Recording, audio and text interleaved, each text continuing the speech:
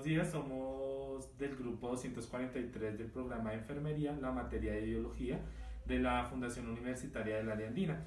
Como tema tenemos hoy disección del aparato reproductor de la gallina a cargo de la compañera Sandy Tatiana Ortiz Ospina.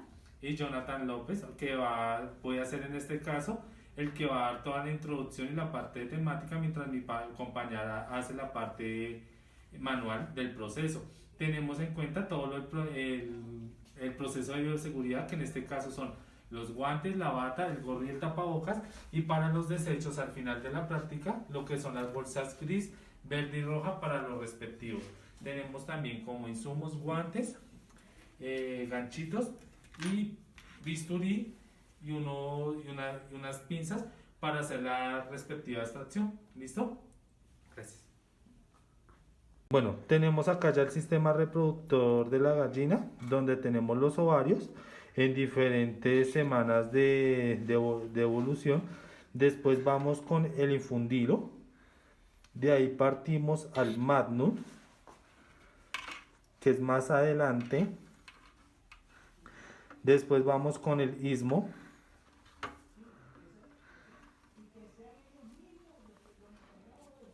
Después con el útero, que es donde por lo general ha transcurrido el ovario y se desarrolla en su totalidad para ser expulsado en la vagina y finalmente por la cloaca. Podemos decir que el oviducto con los ovarios en sí tienen una relación muy importante en la reproducción de las gallinas, pero a temprana edad solo queda funcionando la parte reproductora izquierda, ya que la derecha en sí deja su funcionamiento y se convierte más en una proyección de genes de la misma. Entonces, cuando comenzamos con los ovarios tienen diferentes tamaños dependiendo la semana de evolución. Es importante también que esto es dependiente de la eclosión del huevo. También dan como las características de los folículos, en que cada uno se observa a simple vista por su tamaño. Entre más grande, quiere decir que hay un desarrollo importante a lo que se podría convertir o lo que ya conocemos como el huevo. También de eso, cada uno tiene una pared dorsal que digamos que se encabeza y siempre va a estar ligado hacia el riñón de las gallinas.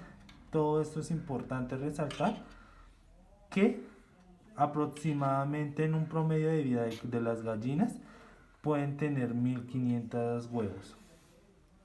Continuando con ello, vamos a hablar un poquito de en sí del infundilo. Listo, ahora vamos a hablar del infundilo. Esta es una parte muy importante del oviducto, teniendo en cuenta que es la parte inicial por donde van a comenzar a pasar los ovarios, ya con cada uno de sus desarrollos, en sí dar todo su proceso de culminación hasta que lleguen al útero. Cada uno en sí tiene una longitud de 7 centímetros. De eso se pueden aclarar que tiene dos porciones, una que es estriada y la otra que es tubular. La primera, que es estriada, tenemos como una pared delgada y que presenta un orificio alargado que se conoce como ostium infundibular, que es la primera parte como tal para donde comienza el proceso de traslado y de evolución. De ahí también conocemos y se le da el nombre de ovocito como recién liberado, que esto puede ser una duración de 15 minutos del infundíbulo, por el cual las glándulas infundibulares le aportan la capacidad conocida como chalaxifera, que es la capacidad del revestimiento denso de albumina alrededor del óxido fecundado. Con esto en sí quiere permitir que los óvulos tengan la capacidad de seguir su trayecto y llegar al magnum. Bueno, continuamos con otra parte del oviducto y se llama el magnum. Ahí, como lo está señalando mi compañera, en la mayoría de gallinas puede medir un aproximado de 30 centímetros en el aparato reproductor de las mismas. Cabe aclarar que esta cuenta con un tamaño formado por asas, es decir, que es como una especie de forma como al intestino, que tiene unos entrecruzamientos y giramientos y no es totalmente recto en el mismo. Entonces su proceso hace que de cierta manera tenga la facilidad de que los ovarios circulen por el mismo. También hay que tener en cuenta que ahí se generan lo que se conocen como unas glándulas que aportan casi la mitad de la albumina que ya se venía presentando en el infundíbulo y que esta cuenta con la capacidad de que todos los huevos, después de 3 horas de haber cruzado el tramo, sigan intactos y comience a generar como una especie de queratina para que la cobertura que tienen alrededor se vuelva un poquito más sólida. Bueno, continuamos con el istmo. El istmo es otra parte importante del oviducto. Tenemos en cuenta que en esta parte sus centímetros en longitud pueden variar. ¿Qué quiere decir? Que esta parte varía más que en las demás.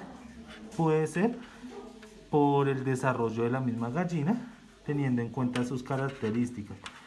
Para eso podemos describir lo que tiene una pared más delgada y mucosa, que es menos elevada que el magno. Esto quiere decir que por ser más delgada que el magno, necesita un proceso como de secreción, que es la misma mucosa, para que en sí los óvulos puedan pasar con más facilidad.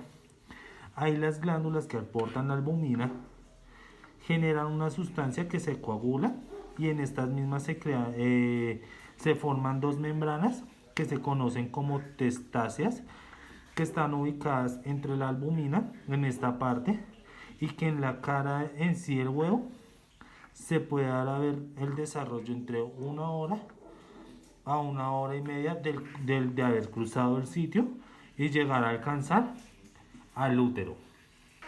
Continuamos con otra parte muy importante del oviducto, como mi compañera lo está señalando en este momento, es el útero. Después de haber transcurrido por el infundíbulo, el magnum y el istmo, es donde en sí llegan los ovarios a terminar su desarrollo como tal. Entonces decimos que el útero tiene un aproximado de 8 centímetros de longitud, está cubierto por una capa mucosa que es plegable. Cuando hablamos de que es plegable, pues quiere decir que es expandible y es retractible al mismo. Como vemos ahí, esa mucosa es la que está rodeando hacia el útero. La capa que se ve blanca sería como la cáscara en desarrollo que cubre el huevo como tal. Y en sí, hablamos también que es una parte muy importante para el desarrollo del huevo cuando la albumina genera el cruce de las membranas testáceas. De esto se puede decir que una de las caras genera el pigmento de color de la cáscara y la otra como el barniz que sella y le da la dureza a la cáscara de huevo para comenzar y terminar su desarrollo dentro del útero de la gallina. Una vez habiendo descrito todo el sistema reproductor de la gallina, ya con los nombres como los pueden ver asignados dentro del mismo sistema reproductor, llegamos a una básica e importante conclusión de todo este sistema, que las yemas tienen que tener un proceso de ovulación dentro del ovario para que su fecundación durante el transcurso en todo el sistema o el tracto del oviducto hasta llegar al útero generen con proporción y en aporte de la albumina, que es como su principal agente, como lo habíamos denominado anteriormente, para con ello el fin poder ser y llegar a ser expulsado por la cloaca que queda 1,5 centímetros más abajo de la vagina de la gallina, teniendo en cuenta que esta proporción de la vagina es como una S. ¿Listo? Entonces ese es el video, espero que les haya gustado, gracias.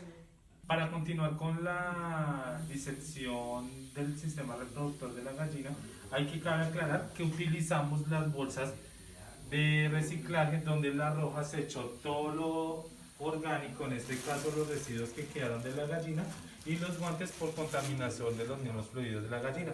En la verde, en este caso, irá la caja después de que se hayan utilizado los ganchos correspondientes Y en la gris irá para tratamiento tanto las pinzas como la bandeja metálica una vez haya terminado el procedimiento de disección. Y en este caso continuamos, como les vengo explicando, yo Jonathan López, y a cargo de la Sandy parte Tatiana. práctica la compañera Sandy Tatiana en la disección de las cradillas de toro. Gracias. Ya. Vamos a realizar la disección de los testículos del toro. Hay que tener en cuenta que los testículos o gónadas masculinas son glándulas endocrinas y citogéneas. Son estructuras anatómicas que nos permiten dar la ubicación en una posición en la cavidad abdominal para el desarrollo de las mismas. Con esto queremos decir que tienen una composición de escroto. Una de sus principales funciones en los testículos es la producción de células sexuales reproductivas masculinas. En los animales se conoce como tal una hormona estrógena para el desarrollo de la testosterona con las características del macho. En el toro podemos decir que tiene diferentes divisiones. Para llegar a la primera división vamos a explicar un poco de eso. Los testículos hay que constar que cada uno tiene una masa y con ella unos tubos seminíferos redondeados de una firme cápsula fibrosa llamada túnica albumínica, que es como una especie de tela que los cubre y que permite ver el revestimiento interno de la misma. Esta túnica albugénica avanzan hacia el interior de varios tabiques fibrosos, que es un conjunto que sostienen los túbulos. Estos tabiques se unen en el centro de la glándula para formar un cordón fibroso llamado mediastino testicular. Vamos a hacer un corte transversal como tal del testículo para evidenciar un poquito de su parte interna. Como podemos ver, se rompe la primera capa de ella, una parte que parece que fuera como tejido adiposo, donde está la mayor concentración de todas las células hormonales y el desarrollo de la misma. Entonces lo vamos a terminar de cortar para mirar un poquito de su parte interna. Digamos, por el color que presenta, a veces es muy difícil visibilizar en vista los vasos tanto de venas y arterias con capilares que lo contienen, y a veces es más fácil guiarse en un microscopio, pero podemos ver un pequeño túbulo que lo conocemos como el mediastino, que la compañera ya va a abrir un poquito más para poderlo ver. Si se alcanzan a dar de cuenta, en esa partecita hay un pequeño como túnelcito, que es por donde se puede, digamos, hacer el acompañamiento de todo el proceso. La parte que rodea el mediastino está como el testículo. De ahí hay algo que se conoce como la parte de los tubos deferentes y el cuerpo del epididimo, que son los que rodean como tal el testículo y las carpas principales. Una de esas capas son los dardos, otra que es la túnica vaginal paria, túnica vaginal visceral. Estas son las que rodean como tal al testículo. Listo. Como podemos ver a continuación, estamos haciendo un corte sagital en el testículo, donde evidenciamos la división de las capas. La primera capa que cortamos, pues teniendo en cuenta que el testículo ya está fuera de su bolsa como tal, que la primera que se rompería sería la piel, pero como en este caso ya tenemos la cradilla como tal, rompimos la túnica de dardos, después rompimos la túnica vaginal y un poquito más abajo la túnica albuginea. Aquí la compañera va a abrir un poquito más y vamos a comenzar a ver los repliegues, donde está como el mediastino, que son las capas superficiales de lo que se conocería un poquito como de tejido adiposo, que es toda esa parte amarilla blanda. De ahí hay que tener en cuenta que antes del mediastino, entre la túnica albuminaria y eso, tenemos lo que son el cuerpo del epidimo, los conductos deferentes, que es por donde pasa como toda esa información genética para todo lo que tiene que ver con el proceso de esperma, en el toro. De ahí tenemos también lo que se conoce como en esta parte inferior, en esta partecita de acá en la punta de la cabeza, la cola del epidimo. En la parte superior, aquí, en la parte superior, aquí, en esta partecita exactamente tenemos lo que se llama la red testicular, que hacia al centro, como se pueden dar de cuenta, dice como un pequeño túnelcito, que es donde se hace como la mayor concentración y se conoce como los conductos eferentes del epidimo.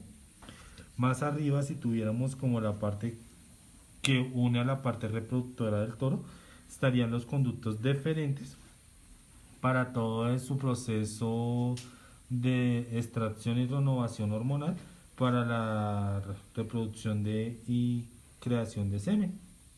Bueno, para complementar, como ya vimos en toda la parte sagital, podemos evidenciar unas pequeñas grietas que se forman en todo el túnel de la red testicular, acá hacia la parte superior, donde se conocería que son los conductos deferentes, que hay que tener en cuenta que es lo que nos permite dar la información como tejido conectivo de las células de Leydig, que son las encargadas de producir la hormona de testosterona y la producción misma de todos los espermatozoides. Con esta función final lo que hace la recolección y la captación de la misma para devolverla y hacer la eyaculación hacia el conducto superior de la uretra del toro. Listo.